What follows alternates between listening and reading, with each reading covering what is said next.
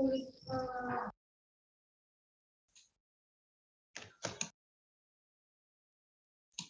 bismillahirrahmanirrahim. Assalamualaikum warahmatullahi wabarakatuh. Yang saya hormati dan saya ucapkan terima kasih kepada Pak Hendri selaku dosen kimia medisinal 2 pada hari ini. Dan saya banggakan teman-teman semua yang telah hadir pada kelas ini. Perkenalkan, saya Anggi Rosalina dari kelompok 6AC dengan anggota next.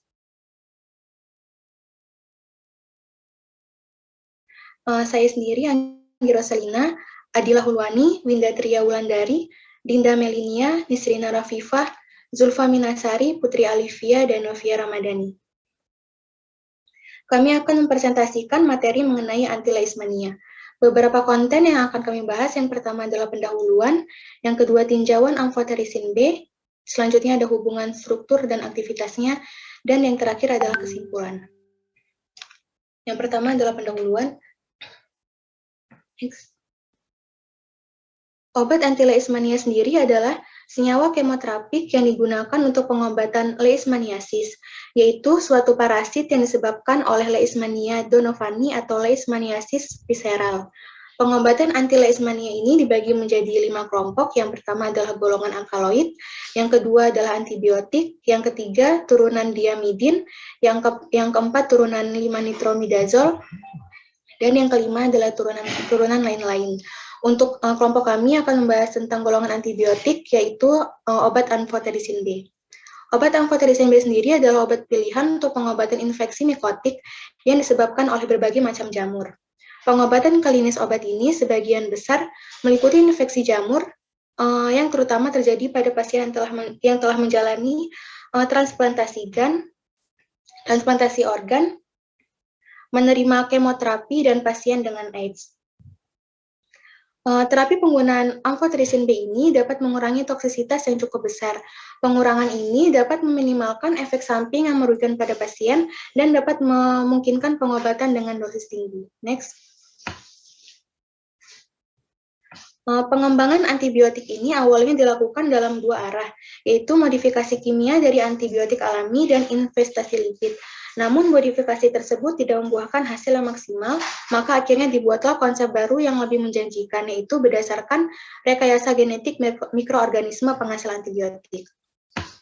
Penerapan rekayasa ini membuat antibiotik golongan amfoterisin B ini tersedia dengan struktur yang unik dan memiliki perbedaan dalam posisi C16-nya dan di wilayah polihidroksilasi C7 ke C10.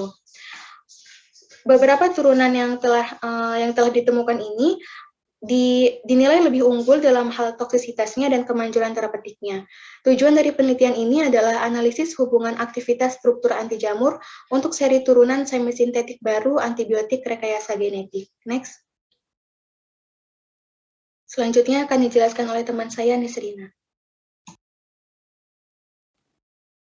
Selanjutnya mengenai profil amfoterisin B. Amfoterisin B memiliki struktur kimia C47H73NO17. Terindikasi untuk pengobatan infeksi sistem saraf pusat dan sistemik parah karena disebabkan oleh jamur yang rentan, seperti Candida, H. capsulatum, C. neoformans, spesies Aspergillus, B. dermatidis, T. glabrata, dan C. imitis. Tersedia dalam bentuk sediaan injeksi bubuk dengan komposisi 50 mg untuk intravena. Kontraindikasi dengan hipersensitivitas terhadap amfoterisin atau komponen formulasi di dalamnya. Efek sampingnya secara khusus akan berakibatkan kulit pucat dan memar, darah pada tinja, kejang-kejang, penyakit kuning, penumpukan cairan dalam paru-paru, kalium rendah, dan masalah pada ginjal. Untuk secara umum, mengakibatkan mual, muntah, sakit perut, diare, nyeri otot atau sendi, pusing, memar di area suntik, dan berat badan menurun. Sebaiknya disimpan pada wadah steril dalam lemari es dan terlindungi dari cahaya. Untuk interaksi obat, amfoterisin B berinteraksi dengan aminoglikosida yang dimana meningkatkan efek nefrotoksik aminoglikosida. Pada kolistemetate meningkatkan efek nefrotoksik dari kolistemetate. Pada kortikosteroid, inhalasi oral dan sistemik akan meningkatkan efek hipokalemia amfoterisin B. Pada siklosporin, meningkatkan efek nefrotoksin dari siklosporin. Pada gallium nitrat, meningkatkan efek nefrotoksik dari gallium nitrat. Dan pada Saccharomyces boulardii, menurunkan efek terapeutik dari Saccharomyces boulardii. Selanjutnya dilanjutkan dengan Windah Ria Wulandari.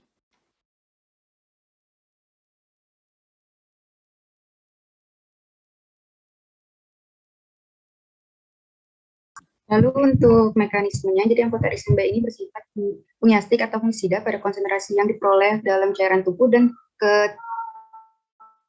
kerentanan jamur. Obat ini juga berinteraksi dengan sterol pada membran sel ergosterol untuk membentuk pori-pori saluran sepanjang membran. Nah, sehingga menyebabkan kebocoran komponen intraseluler dan berujung pada kematian sel jamur. Ergosterol merupakan membran sel utamanya pada sitoplasma jamur yang mempunyai tempat target kerja amfoterisin B dan azon. Next.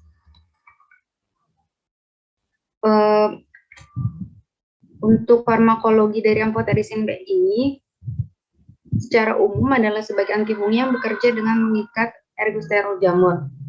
Lalu untuk farmakodinamiknya, mekanisme kerja dari amfoterisin B adalah dengan mengikat ergosterol, lalu membentuk dan mengubah permeabilitas sel serta menyebabkan pembentukan saluran ion. Nah, hal ini menyebabkan hilangnya proton dan kation monovalen yang menghasilkan depolarisasi dan kematian sel sesuai dengan tingkat konsentrasi. Selain itu, amfoterisin B memiliki efek stimulasi pada sel fagosit yang juga membantu mekanisme kerja amfoterisin B. Next. Untuk farmakokinetiknya, jadi farmakokinetik dari amfoterisin B ini bervariasi tergantung dari zat pencampurnya seperti amfoterisin B deoksikolat, amfoterisin B kolesterol sulfat kompleks, lipid kompleks, atau amfoterisin B liposomal. Nah, untuk proses absorpsinya, amfoterisin B ini tidak dapat diserap dengan baik oleh traktus gastrointestinal dan jaringan otot, atau bisa dikatakan dia tidak bisa diserap, tidak bisa diberikan secara oral karena bioavailabilitasnya yang kurang dari 5%, sehingga harus diberikan secara intravena. Lalu untuk distribusinya, amfoterisin B ini mempunyai volume distribusi yang berbeda-beda tergantung dari zat pencampur yang sudah saya sebutkan sebelumnya, mulai dari 0,1 liter per kilogram sampai 131 liter per kilogram. Amfoterisin B ini dapat melintasi plasenta dan terdapat pada cairan amnion dengan konsentrasi sedikit. Konsentrasi amfoterisin ini sekitar 60% dari konsentrasi plasma pada pleura yang terinfeksi, peritoneum sinovial, dan aqueous humor setelah pemberian secara intravena. Lalu untuk mekanisme metabolisme dari amfoterisin ini belum diketahui secara pasti. Lalu amfoterisin B ini diekskresikan pada urin dalam jumlah kecil dengan clearance yang bervariasi. Amfoterisin B ini tidak bisa dibersihkan dengan cara dialisis. Selanjutnya akan dijelaskan oleh rekan saya, Novia. Next. Nah, selanjutnya saya akan menjelaskan mengenai struktur dari amfoterisin B. Amfoterisin B ini, rumus molekulnya itu berupa C47H73NO17. Untuk berat molekulnya itu sebesar 924,1 gram per mol. Nah, amfoterisin B ini berbentuk serbuk berwarna kuning cerah dan tidak berbau. Untuk titik leburnya sendiri itu sebesar 170 derajat Celcius. Dan kelarutannya, amfoterisin B itu tidak larut pada ether dan tidak larut dalam air dengan pH 6-7. Lalu amfoterisin B ini sedikit larut dalam metanol dan larut dalam air dengan pH 2 atau 11. Next. Nah, jadi itu di dalam amfoterisin ini ada 5 gugus penyusunnya. Yang pertama itu ada ikatan poliol yang bersifat hidrofilik. Nah, ikatan ini ikatan rantai amfoterisin dengan gugus OH lebih dari 1 buah. Nah, ikatannya itu ada di atas yang warna biru. Nah, terus yang kedua ada ikatan heptane. Nah, itu sifatnya itu hidrofobik. Nah, ikatan heptane hidrofobik ini merupakan 7 buah ikatan ganda terkonjugasi membentuk suatu polien. yang warna merah ini ikatannya. Nah, terus habis itu yang ketiga itu ada gugus makrosiklik lakton. Nah, gugus ini merupakan gugus ester yang membentuk siklik. Gugusnya ada di yang nomor 3 bulatan itu. Next. Nah, yang keempat ada gugus asam karboksilat yang warna hitam kanan ini. Itu tuh gugus yang terdeteksi pada obat ini adalah gugus 4,6 dihidroksi tetrahidropiran 3 karboksilik acid. Nah, terus yang terakhir itu ada gugus gula mikosamin. Gugus ini tuh merupakan gugus deoksiribosa atau gula mikrosamin yang terbentuk yang berisikan gugus amino. Next. Selanjutnya akan dijelaskan oleh Zulfa. Oke, selanjutnya ada hubungan struktur dan aktivitasnya. Amfoterisin B ini berikatan dengan ergosterol karena ergosterol ini merupakan komponen membran pada sel jamur. Amfoterisin B ini menyebabkan kebocoran ion monovalen dengan cepat, sehingga menyebabkan kematian pada sel jamur. Ergosterol ini merupakan komponen membran sel yang memiliki sensitivitas yang lebih tinggi terhadap amfoterisin B dibandingkan kolesterol yang merupakan komponen membran sel mamalia. Kemudian amfoterisin B ini bekerja melalui pengikat ergosterol atau penghambat biosintesis ergosterol. Selain itu menghambat kerja ergosterol. Amfoterisin B juga bekerja dalam menghambat sintesis dinding pada sel jamur, mengganggu fungsi dari membran sel, menghambat sintesis dari asam nukleat, menghambat sintesis pada protein, menghambat pembelahan inti sel, serta sebagai penghambat sistem metabolisme pada sel jamur. Selanjutnya akan dijelaskan oleh Putri Alivia.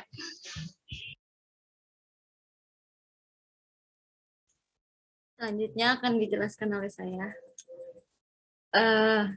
Di mana gugus struktur amfoterisin B dapat dilihat seperti ini, di mana yang warna hijau ini merupakan gugus leptin hidrofobiknya, sedangkan yang ada OH-OH ini merupakan poliol hidrofilik, dan yang ini adalah lakton makrosiklik atau ester, di mana di dalam penelitian gugus ester atau makrosiklik lakton merupakan gugus yang memiliki aktivitas anti-leishmania yang paling efektif.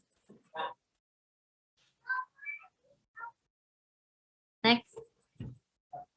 Di sini ada skema di mana gugus amfoterisin B akan berikatan dengan membran di kolesterol, sehingga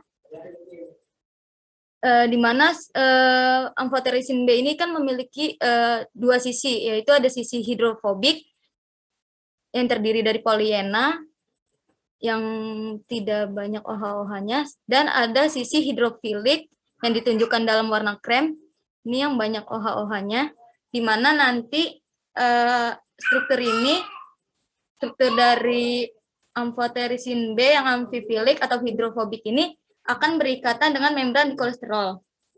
Sehingga ketika dia nanti berikatan, nanti akan membentuk sebuah pori yang mana nanti sel dari fungi atau jamurnya itu akan keluar dan akan menyebabkan kematian sel.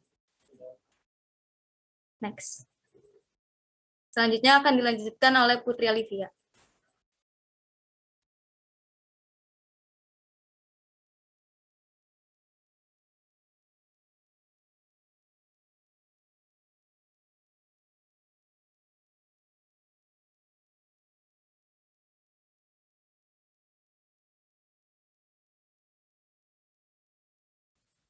Yaitu selanjutnya yaitu hubungan struktur jika ada penambahan atau penggantian atau pengurangan pada struktur. Yang pertama yaitu penambahan gugus OH pada posisi C10 dapat meningkatkan aktivitas anti-leishmanianya. Menurut penelitian yang dilakukan oleh Anna Teyvatsova et al. Pada tahun 2013, pengujian aktivitas anti-leishmania menunjukkan bahwa senyawa yang tidak memiliki gugus OH pada posisi C10 memiliki aktivitas yang lebih rendah. Pergeseran gugus hidroksil dari C10 ke C9 dapat menyebabkan penurunan aktivitas anti-leishmanianya. Lalu pergeseran dua gugus OH pada posisi C8 dan C9 ke posisi C7 dan C10 tidak berpengaruh pada aktivitas anti-leishmanianya, namun dapat mempengaruhi sifat farmakologisnya. Yang terakhir yaitu gugus karboksil pada posisi C16 dapat diganti dengan gugus amino muksosamin yang dapat meningkatkan kemanjuran terapeutiknya dan juga meningkatkan toksisitasnya. Selanjutnya kesimpulan yang akan dibacakan oleh Adria. Oke, baik. Kesimpulan yang dapat kami simpulkan dari penjelasan sebelumnya, yaitu yang pertama, amphotericin B ini merupakan obat pilihan untuk pengobatan infeksi nikotik yang disebabkan oleh berbagai macam jamur. Kemudian yang kedua, gugus ester merupakan gugus yang paling efektif dalam pengobatan anti-leishmania. Kemudian yang terakhir, ikatan struktur ergosterol dengan amphotericin B ini yang menyebabkan kematian sel jamur, sehingga obat ini efektif untuk pengobatan anti-leishmania. Sekian presentasi dari kelompok kami. Jika ada yang ingin bertanya, silahkan. Oke, ya, bagus ya presentasinya ya. Saya sudah melihat ada strukturnya ya, kemudian ada pembahasan tentang bagaimana kalau kamu diacak-acak strukturnya ya, ada terjadi perubahan aktivitas ya dan sebagainya. Coba lihat halaman pertamanya. Ya.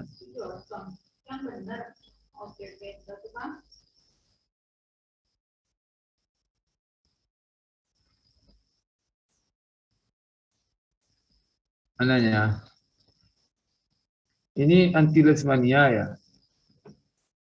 Tunggu dulu. Silakan yang lain bertanya dulu ya. Nah, silakan.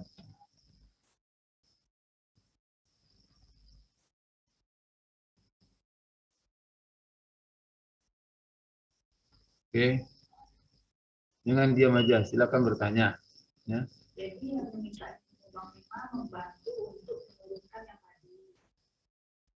Silakan yang lain bertanya.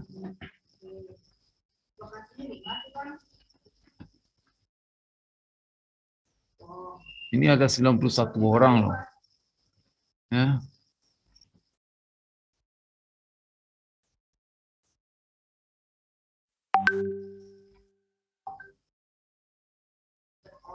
Ya kok diam saja.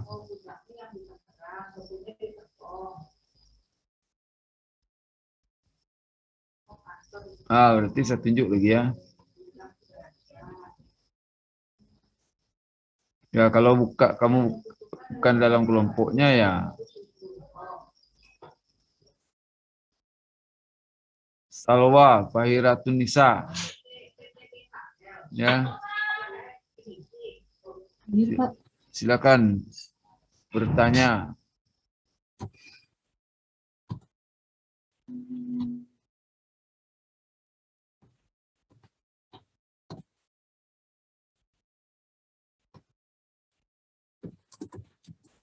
Nggak ada juga orangnya. Ya. Ratu Eka Anggraini. Hadir, Pak. Ya, silakan bertanya.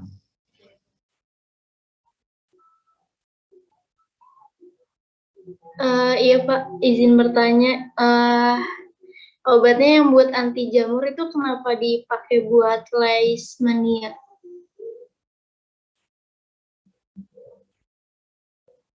Pertanyaannya tadi?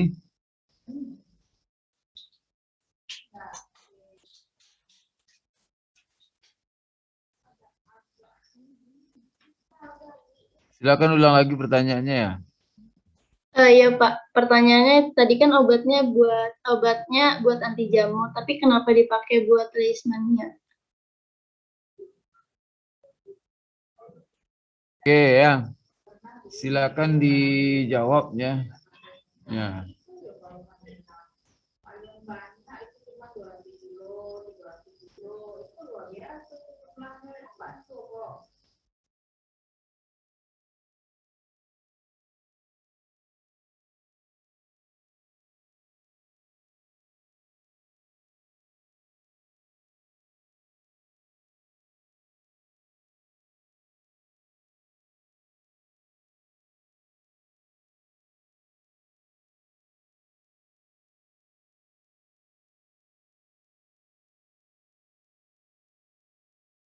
Baik, izin menjawab.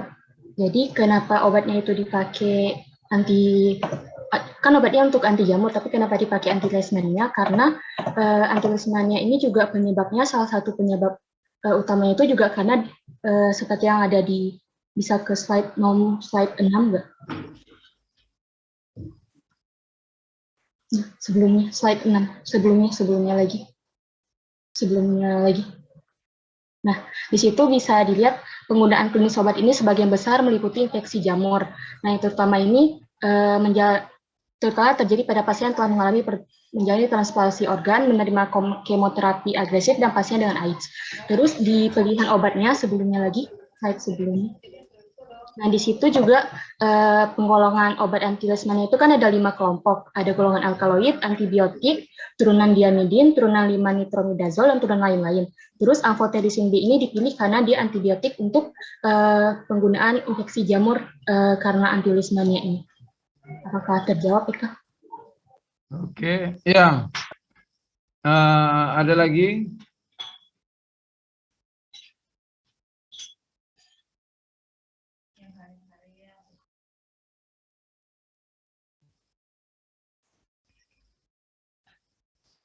Nah, ini gini gimana ini ya? Ya, saya sudah katakan ke kamu ya bahwa kelas untuk kimia medisinal ini ya kita jadikan kelasnya serius tapi santai. Ya, tidak ada ketegangan di sini. Ya, supaya apa? Supaya kamu dapat sari pengetahuan itu. Ya, tapi kalau tidak tidak mengikuti kuliah ini, tentu kamu akan kehilangan sesuatu ya. Misalnya tadi saya bilang bertanyalah, ya. Memang bertanya kan nggak ada dikata-katain kamu kan, ya nggak? Saya tidak pernah ngatain orang. Kalau ada yang ngejek di sini saya langsung tegur ini, ya, nggak boleh. Ya, biar suasananya nyaman, yang mengalir ya. Ya. Oke, silakan lanjut pertanyaan kedua. Ya.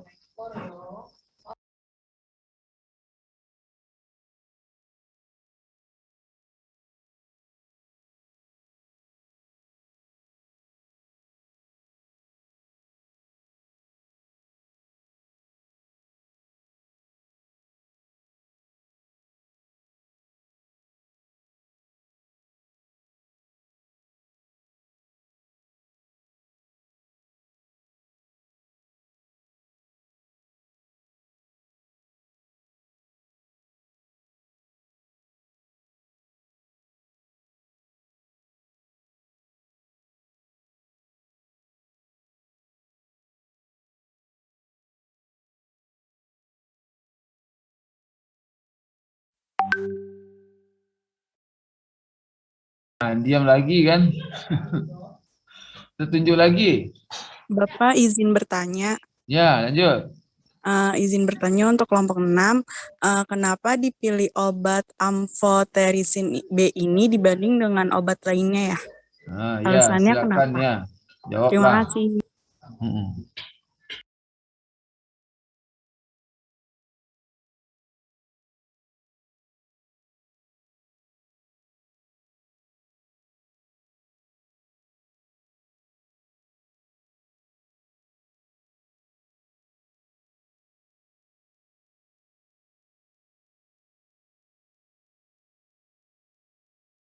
Izin menjawab pertanyaannya dari Dinda. Ya, silakan. Obat ini dipakai karena ada beberapa obat sebenarnya yang antibiotik amphotericin B, cuman di pengobatan itu amphotericin B ini efikasinya lebih banyak dibanding efek toksiknya, karena sebenarnya pada pengobatan anti leishmania ini ada beberapa obat yang efek toksiknya itu lebih besar dibanding efikasinya, makanya amphotericin B ini dipakai. Bagus ya. Oke. Nah, kita sudah melihat ya, walaupun agak slow ya, saya bisa percepat sedikit ya, hanya diskusinya ya. Nah, ini menarik ya bahwa saya sudah merasakan aroma kimia medisinal di sini ya kan. Jadi kita berbicara tentang strukturnya ya nak, tentang aktivitasnya dan juga ya. Coba ada farmakokinetik ya. Coba lihat farmakokinetiknya, farmakokinetik.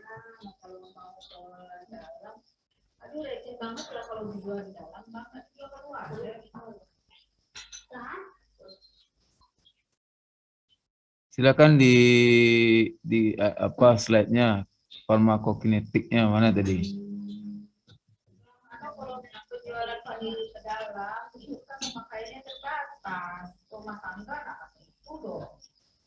Industri itu kan pakai yang palsu makanya. Makanya sih pakai sama mahasiswa. Paling restoran gourmet ya kata orang pakai kawas kecil, Next.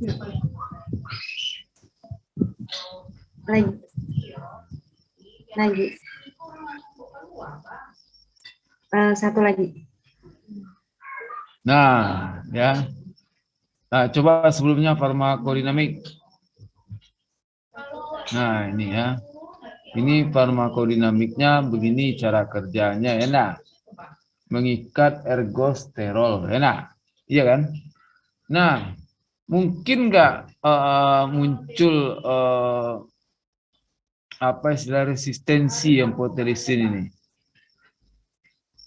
Nah, mungkin nggak muncul ya?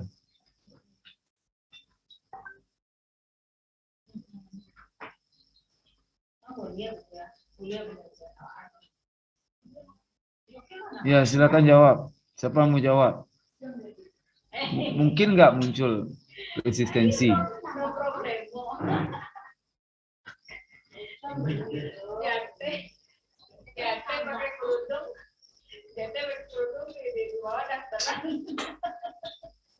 Mungkin, Pak. Nah, kalau mungkin bagaimana kira-kira potensi terjadinya? Nah, ini yang akan menyenangkan ya dalam pelajaran ini. Ya, kita sudah melihat kasusnya. Kalau mungkin terjadi resistensi, bagaimana kira-kira jalannya ini? Mungkin yang lain boleh terlibat dalam diskusinya ya. Jadi pelajaran ini sudah kita masuk ke telaah lagi ya.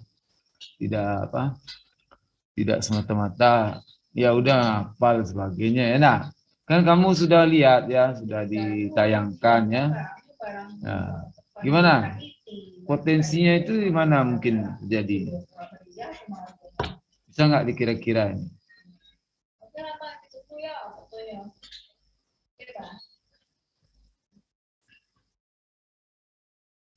Oke, betul apa? Ya, Bu ya. Ya, Bang. Itu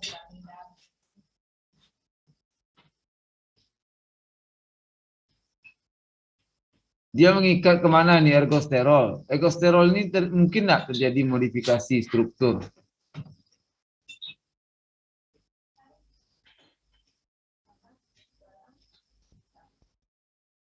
Mungkin nggak terjadi modifikasi struktur pada ergosterol nih?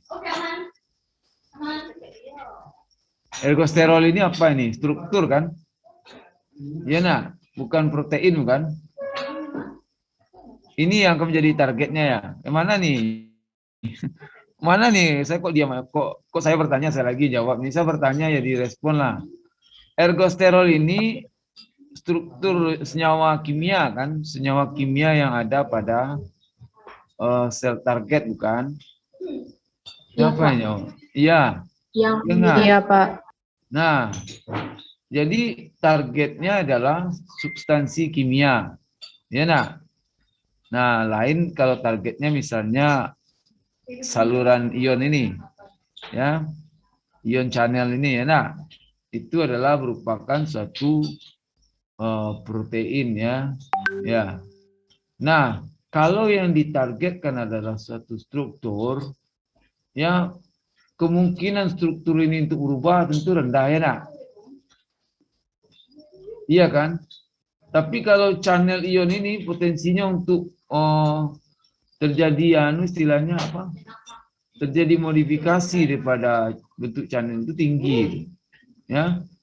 Jadi di mana jalannya amphotericin ini bisa resisten kira-kira?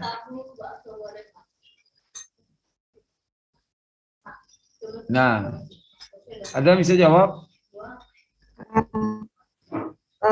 Mungkin penyebab dari resisten amphotericin B ini karena perubahan kandungan B1,3 glukase pada dinding sel jamurnya, Pak. Jadi ya, nah saya juga tidak tahu. Ya, tapi kita menduga dari mana. Nah, makanya kita belajar begitu ya. Nah, bagaimana obat ini menembus masuk ke dalam ya. Nah, dia masuk ke sistem seluler ya? Enggak. Dia masuk ke mana? Ya, dari situ kita bisa perkirakan ya. Atau ada ya semacam substansi lain ya yang dekat dengan dinding sel ini yang bisa menghambat daripada struktur itu ya, atau enzim atau apa yang dikeluarkan oleh mikroba ya, atau oleh apa ya, oleh mikroorganisme ya, sehingga dia bisa mengurangi aktivitas daripada obat itu sendiri ya. Kalau dia menjadi targetnya ergosterol, itu modifikasi struktur kolesterol ini mungkin tidak terjadi ya, tidak segampang terjadinya mutasi pada bentuk saluran ion dan sebagainya ya. Yang modifikasi itu sering terjadi misalnya pada protein ya, protein yang menjadi kanal ya, saluran atau jadi reseptor ya, target daripada obat itu sendiri ya. Oke, nah ini menarik ya, silakan maju ya, maju. Siapa yang megang nih, siapa yang pegang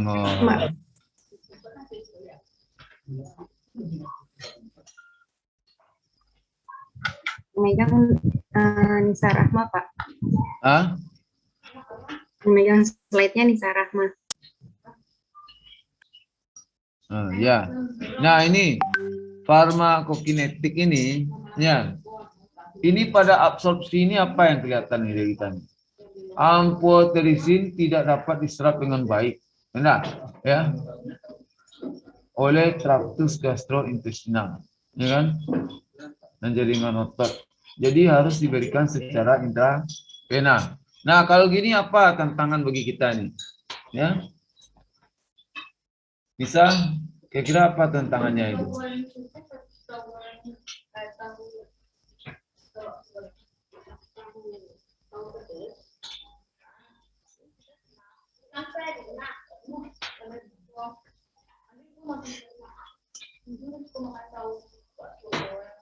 Kira-kira apa? Kalau modifikasi terhadap zat penambahnya zat eksplosifnya gitu, Pak, bisa nggak sih, Pak? Nah, iya. Jadi kita buka saja peluangnya. Tapi Pak, kita pengen juga misalnya amphotericin B ini bisa dikonsumsi, diminum ya nak, jadi obat oral ya misalnya nak. Bisa nggak ya? Ya nak. Tentu saja caranya tentu dia dimodifikasi strukturnya ya nak. Karena penyerapan amphotericin B ini jelek ya. Mungkinkah ya nak? Mungkinkah itu dilakukan ya nak? Nah, kan itu masalahnya kan? Ya. Ya. Ya, ini akan menjadi satu kajian juga, ya nak. Nah, berarti ada celah ya, ada peluang di sana untuk digali lebih lanjut. Lalu distribusi, amphotericin B dapat melintasi plasenta. Ya nak. Ya, terdapat pada cairan amnion ya dengan konsentrasi sedikit. Nah, kalau dia melintasi plasenta, potensi apa yang kita khawatirkan?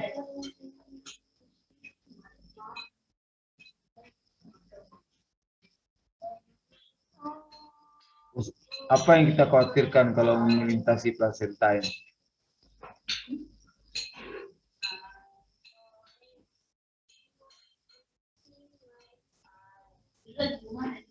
Nurul Laila.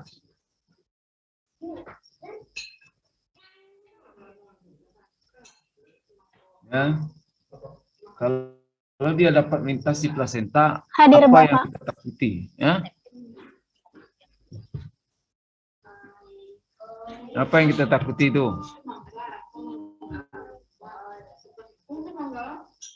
Plasenta ini hubungannya dengan apa ini?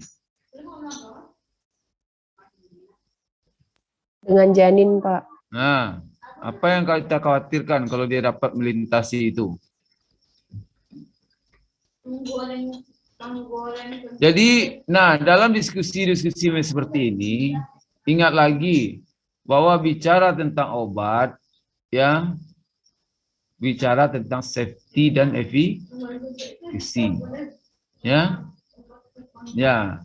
ya, tentu saja kita akan bertanya tentang apa? Tadi janin katanya. Kalau kamu jawab aja ini udah apa ini ya? Berarti apakah apa yang perlu kita khawatirkan dengan janin? Siapa tadi saya tanya? Nurul Laila. Iya, Bapak. Ya gimana? Kalau dia melintasi plasenta, bicara tentang obat di dalam kepala kita ada safety dan efficacy, apa yang kamu khawatirkan dengan janin? Nanti ada efek toksik pada janin ya, Pak? Ah, iya. Ya, kamu punya jawaban bagus. Nah, ini cara belajar beginilah yang diajarkan orang di negara maju itu. Ya. Nanti. Ya, kita balik lagi dengan konsepnya. Walaupun kamu tidak tahu jawabannya, tapi kamu sudah bisa menduga kalau safety dan efficacy. Nanti kan kamu nggak tahu nih. Tetapi kalau ketika selesai kelas ini kan kamu bisa cari sendiri kan, Nurul Laila. Iya nak. Tadi kan diskusi dengan Pak Endi, ya nak. Potensi dengan janin. Dan kita bertanya, dan bertanya itu belum tentu ada jawaban sekarang, ya nak. Tapi kita mengkhawatirkan itu terjadi. Ya, kekhawatiran itu bisa benar, bisa tidak, ya. Nanti ada kesempatan untuk dilihat lagi sumbernya. Jadi kita benar belajar itu benar enak ya. Oh ya, ada pertanyaan, kita lihat literaturnya. Ya, kemudian muncul lagi pertanyaan, kita melihat. Nah, ya, oke. Nah, ini metabolismenya. Mekanisme metabolisme amphoterisin B belum diketahui secara pasti. Lalu masalahnya di sini apa, Siti Mariam Nasution? Apa kira-kira ini? Apa mungkin kalau kamu boleh mengasih usulan, apa yang perlu kita lakukan dengan ini?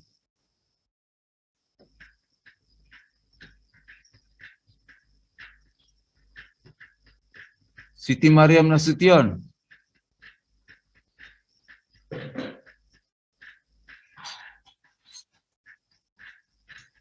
Iya, Pak. Ya, pertama dulu kalau saya memanggil jawab. Ya. Atau gini aja. Ya.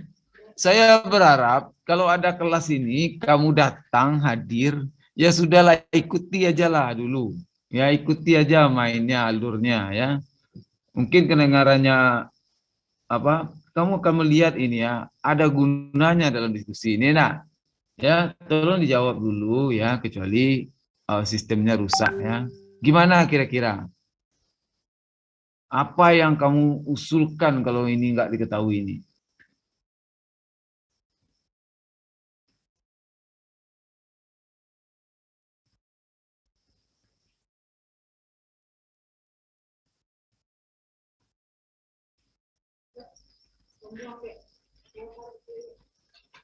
Gimana Siti Mariam?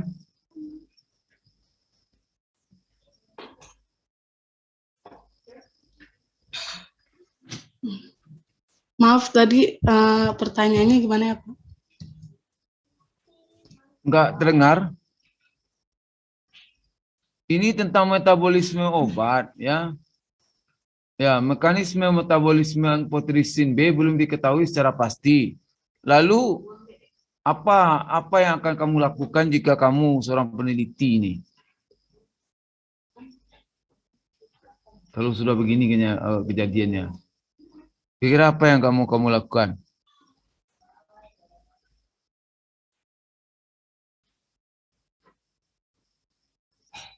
Harusnya efikasinya diketahui dulu ya, Pak. Apanya?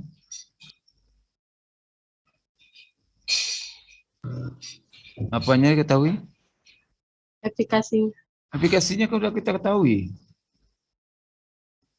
Kan sudah tahu, kan diskusi hari ini kan sudah ada efikasinya itu. Apa efikasi amphotericin tadi? Obat anti leishmania, ya nak? Ya. Nah, ini gimana nih lagi nih? Kalau ini belum kita ketahui, apa yang perlu dilakukan? Ya.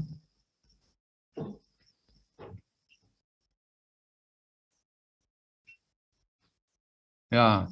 Atau kenapa ini tidak diketahui ini? Metabolismenya ini. Ya.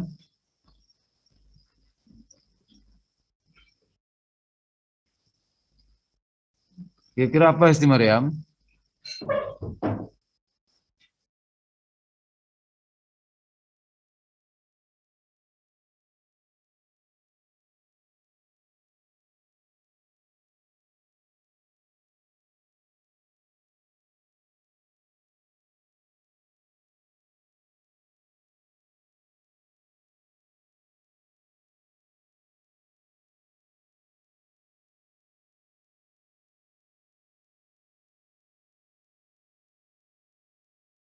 Nisrina gimana?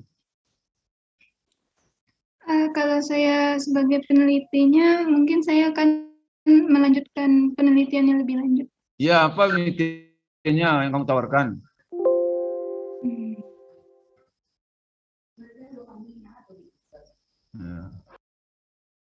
Menguji cobanya ke hewan uji coba. Apa tadi? Mengujinya ke hewan uji coba. Ya, boleh ya. Kita akan melihat ya, pada dasarnya ketika suatu substansi masuk ke dalam tubuh ya, itu akan terjadi proses metabolisme, ya nak? Bagaimana metabolitnya itu terjadi, ya nak? Tapi masalahnya kok nggak diketahui, ya nak? Nah, ini apakah jumlah metabolitnya yang sedikit dan bagaimana, ya nak? Metabolisme amphotericin ini tidak diketahui, itu bisa terjadi karena itu. Ya, bisa juga ya kita mencoba dengan sistem seluler ya, dengan apa? Dengan menggunakan mikroba misalnya, itu bisa juga dilakukan ya. Kita lihat ya. Tapi ada kalanya yang nggak cocok juga ya kan, mati misalnya mikrobanya. Nah, kita mungkin orang kesulitan mencari modelnya ya. Model apa yang bisa diketahui ya. Ya, bagaimana ya struktur-struktur itu terurai ya. Nah, yang untuk metabolisme tubuh itu biasanya di dalam hati apa itu yang biasa disebut Nisrina? Yang biasa disebut apa? Bapak diulang lagi pertanyaannya. Ya, proses metabolisme itu di dalam hati itu biasanya apa yang berperan? Apa?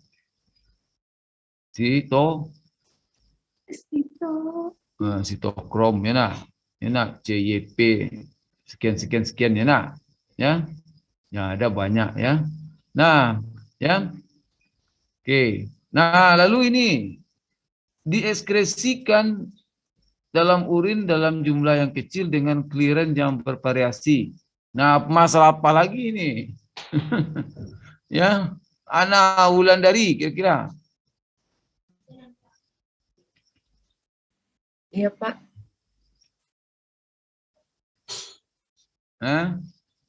Apalagi ini? Kalau udah clearance-nya urusannya dengan apa ini? Ginjal, Pak. Nah, lu gimana kira-kira? Apa yang kamu khawatirkan dengan clearance bervariasi ini? Beban kerja dari ginjalnya jadi berat. Ah, iya, bagus. Ya, bukan ginjal kiri, ginjal. Nah, Pak, bagaimana misalnya kalau orang mengalami masalah atau gangguan ginjal? Ya, nak? Iya kan? Ya, cukup pertanyaan-pertanyaan ini cukup ya. Ya. Nah, ini mari kita lihat ya seperti apa dia. Ya kan? Nah, ya. Kemudian apa lagi kira-kira? Ya, tapi tentu saja yang paling menjadi concern itu adalah untuk gangguan ginjal karena clearance-nya bervariasi. Lalu clearance bervariasi ini apalagi yang kita bertanyakan kira-kira? Novia Kurniawa Dewi. Iya Pak, kenapa Pak? Maaf. Ya, tapi clearance-nya bervariasi. Lalu muncul lagi pertanyaannya. Kamu concern terhadap apa, masalah apa nih kalau clearance bervariasi ini? Tadi ada gangguan ginjal, itulah apalagi kira-kira. Nah,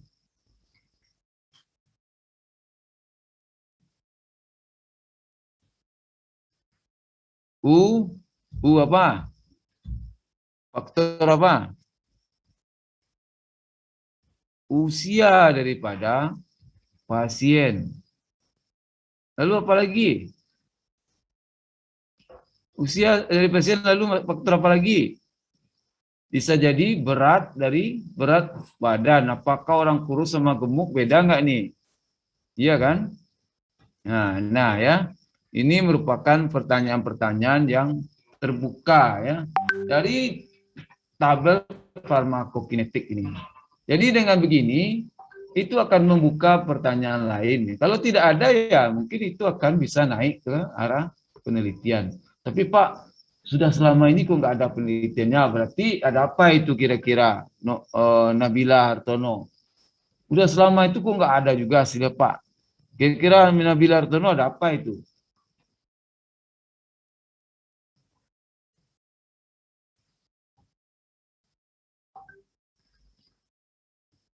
Nabila Hartono, sudah selama ini kok nggak ada juga datanya Pak? Kira-kira penelitiannya ada masalah apa itu?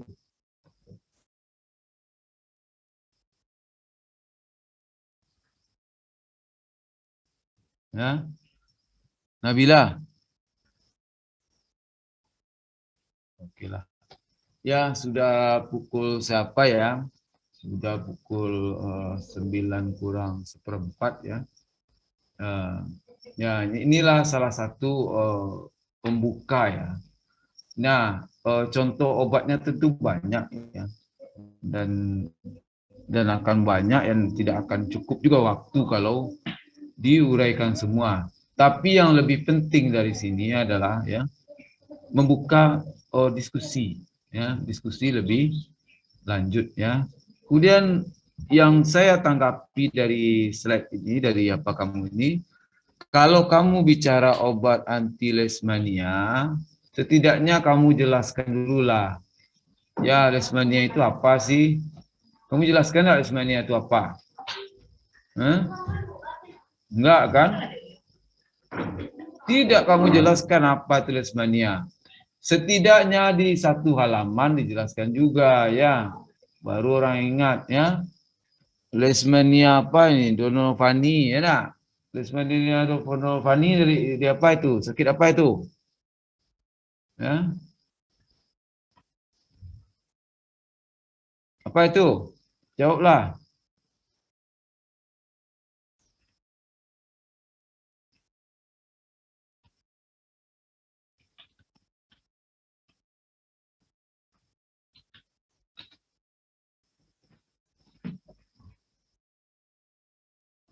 Sakit apa itu?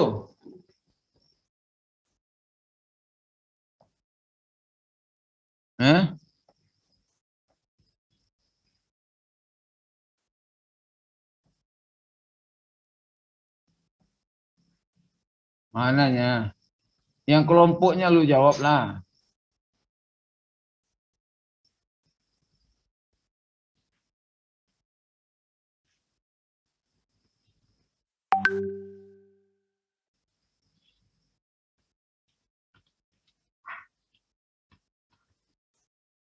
Iya, Pak. Sakit apa?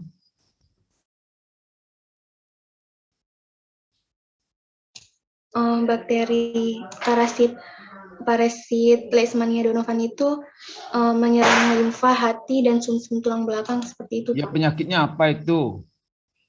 Yang donovani itu dia menyebabkan apa?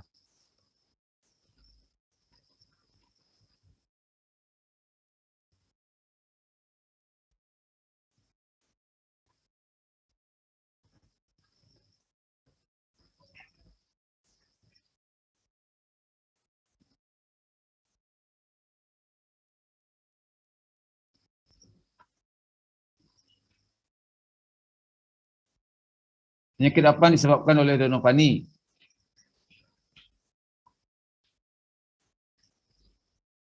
Penyakit visceral leishmaniasis, Pak. Disebut dengan nama apa? Itu namanya kala azar. Kala azar. Kala azar itu bahasa apa itu?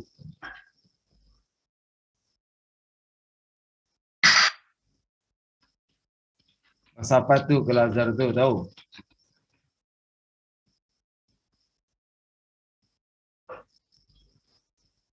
Bahasa Hindi bukan, Pak?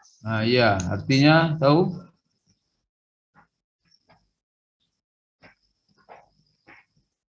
Demam hitam. Demam hitam ya.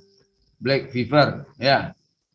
Ada lagi demam yang hitam ya, ada lagi black death ya. Kalau black death apa tuh? Kematian hitam ya, death itu kematian ya. Apa bedanya? Demam hitam memang itu. Kalau demam hitam ini mana itu? Black death. Disebabkan oleh apa?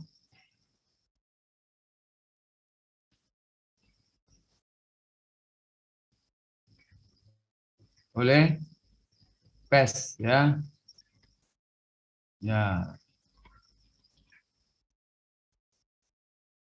Yersinia pestis ya, disebabkan oleh tikus itu yang telah membunuh sekitar 25% bangsa Eropa ya. Oke, nah di sini kamu jelaskanlah sedikit ya, leishmaniasis itu apa aja ya. Apa aja yang disebut leishmaniasis itu, apa penyebabnya, cukup satu halaman aja. Itu tidak kamu jelaskan bukan? Ya. Ya, setidaknya satu halaman atau dua halaman ya. Itu dijelaskan ya. Jadi kita bisa dapat gambaran sedikit apa itu barangnya ya. Oke. Nah, ini bisa kamu perbaiki nih. Bisa, Pak. Nah, ya perbaiki ya. Kemudian apa lagi ya dari presentasi kamu ya. Dari segi hurufnya oke ya. Coba balik lagi ya. Ya. Ini hurufnya sudah terbaca ya. Lanjut ya.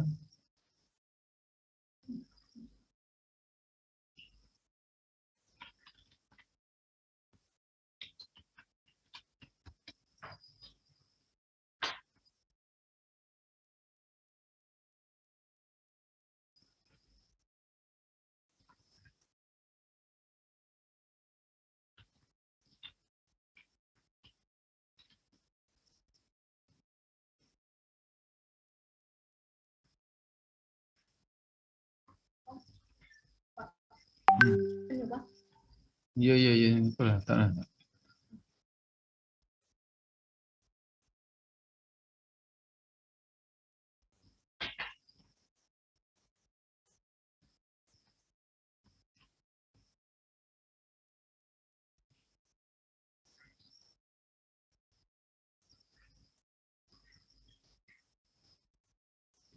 Nah, ini mana dia? Oke, lanjut. Oke, ya. Ya, oke. Kecuali yang itu ya, setidaknya sudah jauh lebih baik ya, bahwa sudah ada peningkatan ya.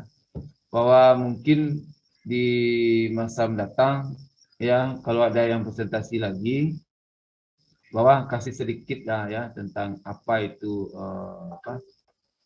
yang kamu sebutkan anti leishmaniasis ya, setidaknya kasihlah sedikit definisi dan sebagainya ya. Jadi kalau kamu baca undang-undang itu pasal 1 itu penjelasan ya. Ya, penjelasan isinya ya. Lalu pasal 2-nya baru yang lainnya. Tetap ada ya definisi-definisi sedikit ya. Oke.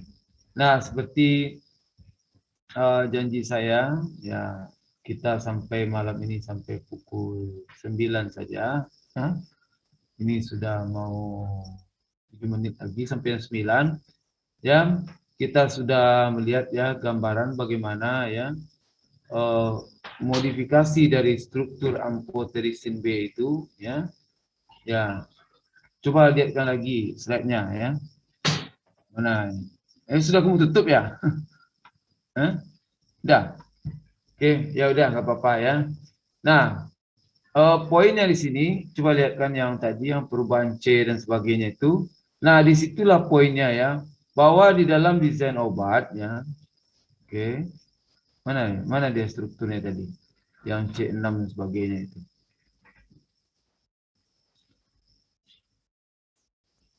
Lanjut, lanjut, lanjut, lanjut, lanjut. Nah, tunggu. Lah, tunggu, ya. Sebelumnya ya.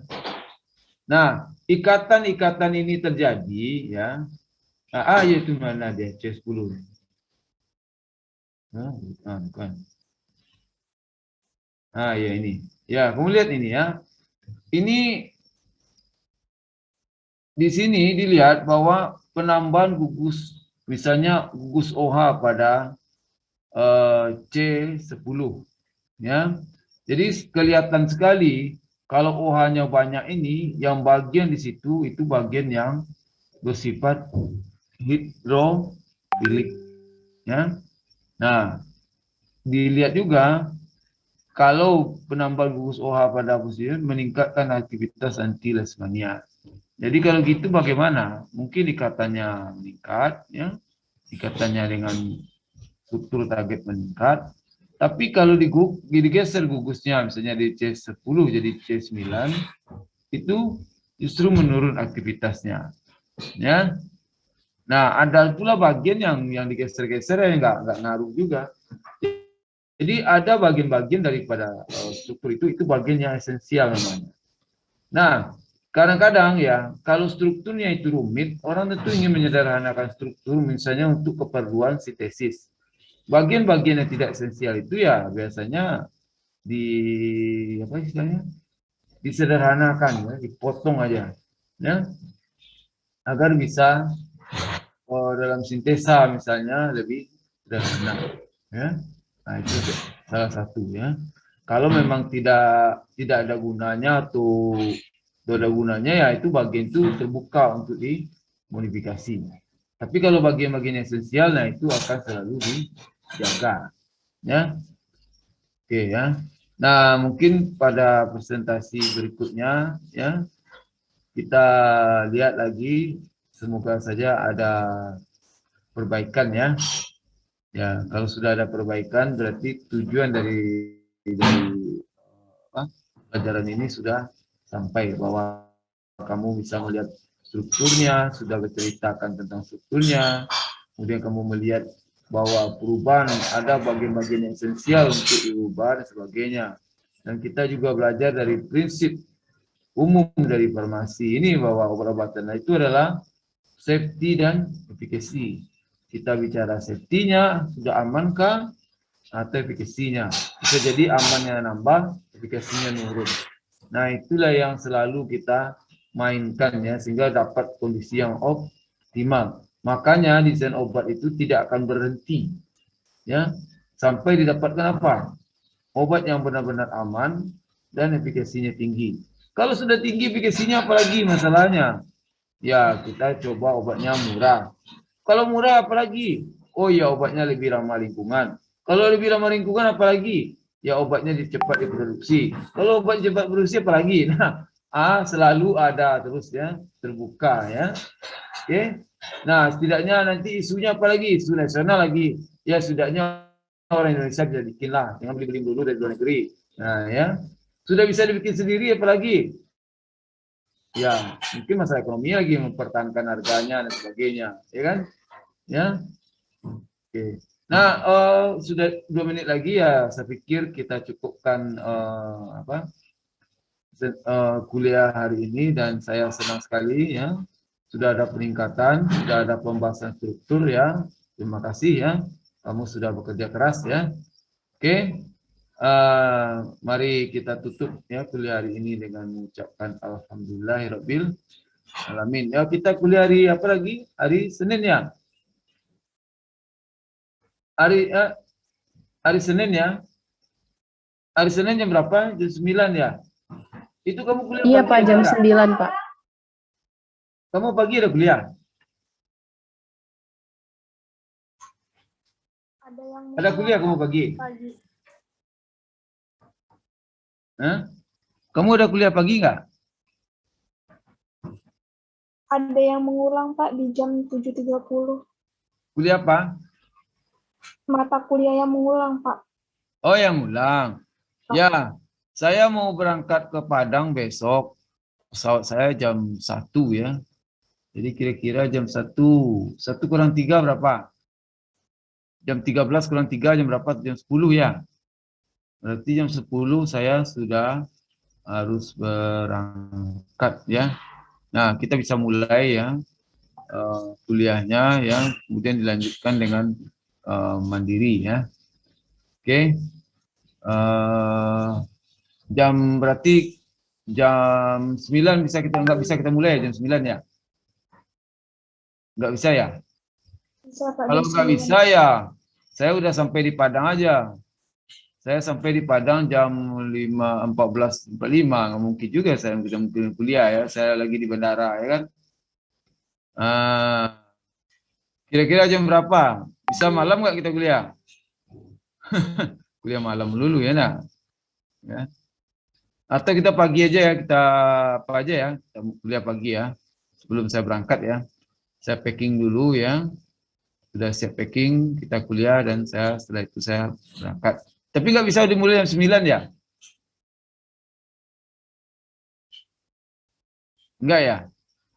Ya, kalau misalnya ada jadwal dari dosen kamu yang sebelumnya, kalau menimbulkan ketidaknyamanan ya saya lebih baik tidak mau mengganggu ya. Ya. Ya. Gimana? Nggak mungkin ya? Sepertinya pagi saja Pak. Hah? Jam 9 bisa dimulai.